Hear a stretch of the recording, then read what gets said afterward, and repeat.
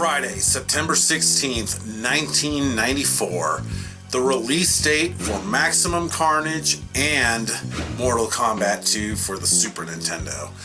Now, I used to check out the Sunday newspaper and the Best Buy ads every Sunday because they would advertise what brand new games were coming out along with brand new CDs, etc. That's how I found out about new media. So when I saw that Mortal Kombat 2 and Maximum Carnage were going to be released that Friday, which happened to be a day off from school because of teacher conferences or whatever the hell they do on those days that we get off from school, I knew that I had to have them, and I expected to be at Best Buy's front door at 10 a.m. that Friday to get the games to make sure that they weren't sold out.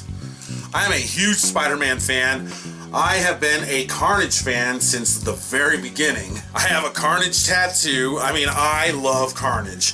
And even though I knew the game was going to be released by LJN because I got the Super Nintendo version, I had to have the game. I didn't care. And I wanted that red cartridge, that limited red cartridge, which, to be honest with you, I see more red Maximum Carnage carts than I see gray ones these days. So my good buddy John, who you've seen in some of my game hunting videos in the past, and our friend Jason, we had the plan to go to the Best Buy in the morning and go back to John's house to play the games because his parents, both of them were teachers, and they had to work that day, which meant that we had the house all to ourselves to get high and drink beer and play some games. That's what we usually did. So I remember that morning that Jason pulled up in his 68 Ranchero. And if you know what a Ranchero is, it doesn't have a whole lot of seating room. And we got to the Best Buy before 10 a.m. so that way, as soon as the doors opened, we were in there. Now, I skipped out on Mortal Kombat 1 on the Super Nintendo because it was censored. And I don't know, it's basically what spearheaded the whole rating system that we have on video games today. So Nintendo was going to allow Mortal Kombat 2 to be released with a warning on it. They just had a generic warning, and since it was going to have the blood in it, it was going to be uncensored. I wanted it. I grew up with bloody, violent movies. I was pretty much desensitized to that stuff, and violence and gore in video games wasn't like it is today, where it's commonplace. We didn't see it that often, and being a 16-year-old kid, I thought it was pretty sweet. So that was even more incentive to buy the game, besides the fact that Mortal Kombat 2 was friggin' awesome. Yeah, so I ended up purchasing both games, and John just got Maximum Carnage. He skipped on Mortal Kombat 2. He got Mortal Kombat 1 for Super Nintendo, and I guess he wasn't impressed enough with it to get the sequel. And we went straight to his house, which was like half a mile from the Best Buy, to play the games. So when I opened up both games, both of them came with the exact same poster, which I still have because I friggin' love this Maximum Carnage artwork. It's freaking awesome. But on one side it has some Maximum Carnage, and on the other side it has Mortal Kombat 2. So, you know, both games came with the exact same poster. I ended up giving the other one away to somebody, but I still have this one. This is my original poster from when I got the game. So yeah, I always hung it up on the Maximum Carnage side, as I still do today, because it's freaking sweet. So I want to say that we popped in Mortal Kombat 2 first because I needed to see the gore. I wanted to see how good it was, and man, this is a fantastic arcade port. Like, this motherfucker is bloody, and it's just so over-the-top violent that, man, how could I resist this game? It's so freaking sweet. And I felt that it had a lot of improvements over the first Mortal Kombat. The fatalities were bloodier, they were a lot more creative, some were just downright funny. And then it had a bunch of new characters. It had like Baraka with his big blades, you know, coming out of his arm. It had the chicks, Kitana and Melina, and those are two great characters if you ask me. And it had a Reptile, the guy who looks just like Sub-Zero and Scorpion, but he's green, and he takes his mask off and he's got a lizard head.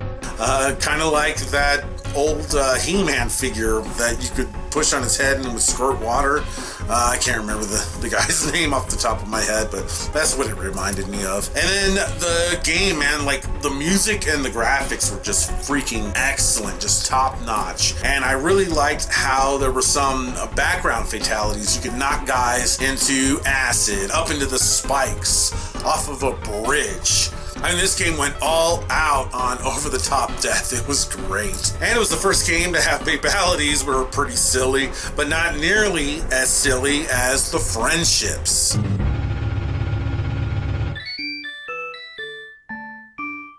So yeah, this game was freaking awesome. And I mean, I only got it a couple months after I had gotten Super Street Fighter II for Super Nintendo.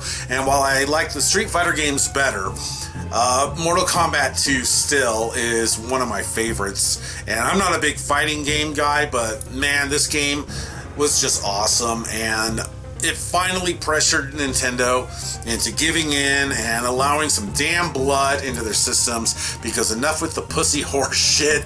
Adults play Super Nintendo 2. Some of us don't want all our games cutesy.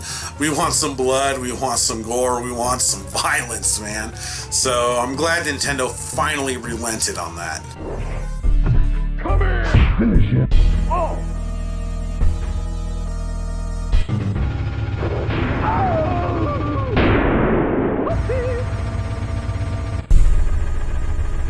Scorpion wins. Fatality.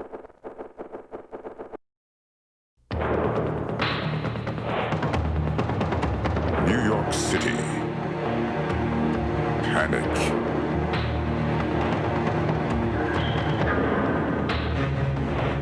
Terror. Chaos.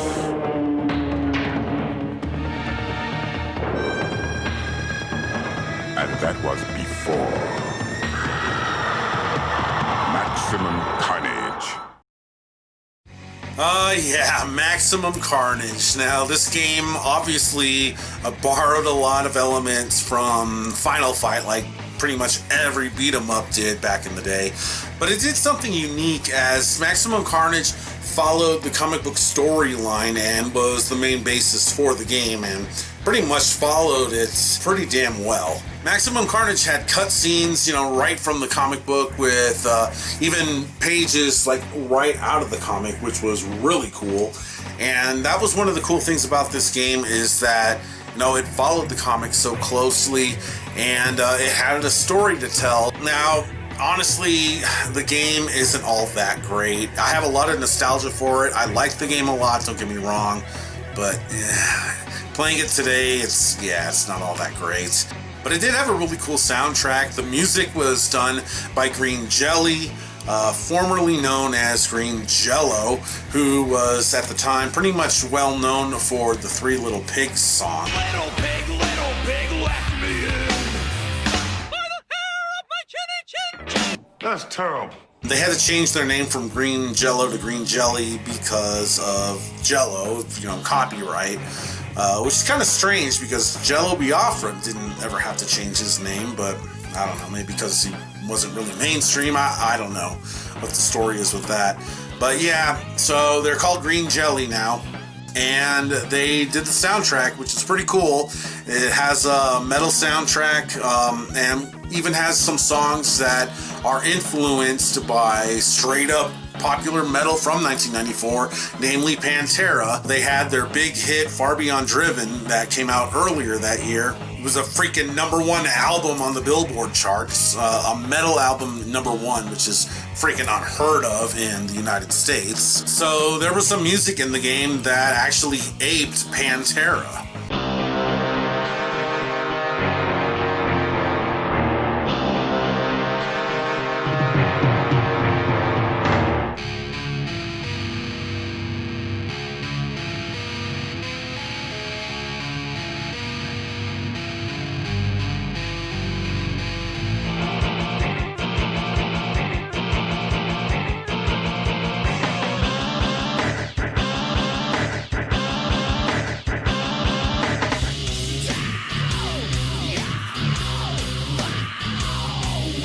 And of course, it also has a ripped off rendition of Black Sabbath's mob rules.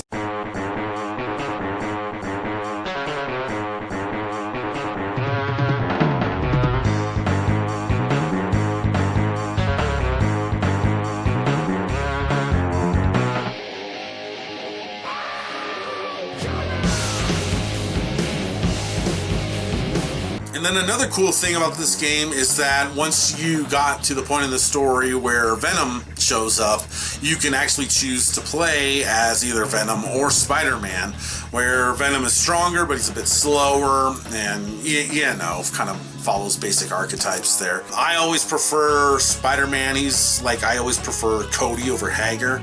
But I like to switch it up too. I mean, Venom is a great character. He's one of my favorite comic book characters, so you know, I gotta play with him every now and then. And this game is really freaking hard, man. It's downright cheap sometimes. So I remember that we were struggling a lot when we first popped this in after getting the game, because it was pretty damn tough. And then there's some stages where you have to swing using the webs and all that good shit. But there's some really annoying things about this game for sure. The enemies are all really generic. I always found it really stupid that these common thugs, chicks whipping their hair, and little bald dudes with glasses and umbrellas could beat the living shit out of Spider-Man and Venom. But then Venom could smack Spidey half across New York City with, just one backhand. Give me a fucking break, man. How stupid is that? It's pretty cool where it has a lot of hidden stuff in it, like hidden continues, hidden lives, hidden power-ups, and really that's what you need to beat this game, because this game is really unforgiving. You have repeat boss fights against the Doppelganger and Shriek, and that shit gets really fucking annoying. So there's a lot of things about this game that I could really gripe about. The graphics are pretty average for the fighting, but I really liked the visuals for the comic pages. Really like the music, even though there's only a few songs, so they just repeat all the time. So that's kind of lame. Man, I will always have fond memories of when my buddies John, Jason, and I all crammed into his Ranchero, hit up the Best Buy, and got these games early in the morning and then just played them all day. Man, we had such a blast. And it's a memory that will stick with me probably until the day that I die, man. It was a great memory, and that's a great thing about playing video games when you're a kid, just like the impact that these games have on you, to the point where you can even remember the exact day that you got the game. That's what a lot of these games do. They have such a profound, lasting image in our brains that whenever you pop these games in, or you listen to music that you were listening to at the time, like for me it was Minor Threat. I'm listening to a ton of Minor Threat. It always reminds me of those great times, great games, great friends, all that good shit. So anyway, it was a lot of fun talking about this story and just kind of going off about the games. I have so many memories associated with gaming that I have a few more stories to tell, a few more yarns to spin. So until that time comes, I'll catch all you guys later.